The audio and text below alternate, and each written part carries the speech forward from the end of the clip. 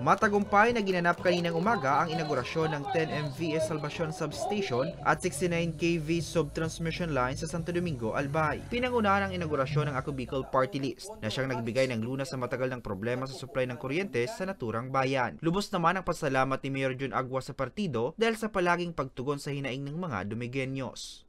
Of the people of Santo Domingo po, we are forever grateful po na ito po nalagay na.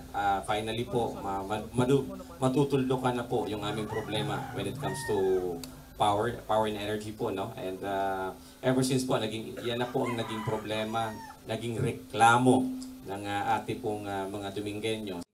Sinabi naman ni Ako Bicol Party List Representative Attorney Jill Bungalon na layunin ng partido na mabawasan o matuldukan na ang madalas na brownout sa bayan at mabawasan na rin ang mataas na bayarin sa kuryente ng consumers.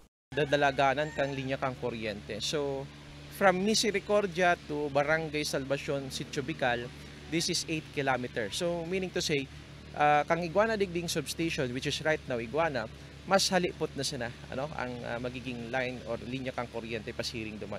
So, of course, maiiwasan sa pigapod na voltage drop down and of course, mabawasan man so power outage. 3 upland barangay mula sa bayan ng Malilipot, sa Cagraray Island sa bayan ng Bakakay at sa 5 barangay sa San Miguel Island sa lungsod ng Tabaco ang makikinabang sa bagong substation. Parte ini kan sa tuyang inisyatibo na matabangan ng ALECO for the rehabilitation plan. So ini po ang saro sa mga electric cooperative na natabangan through government subsidy.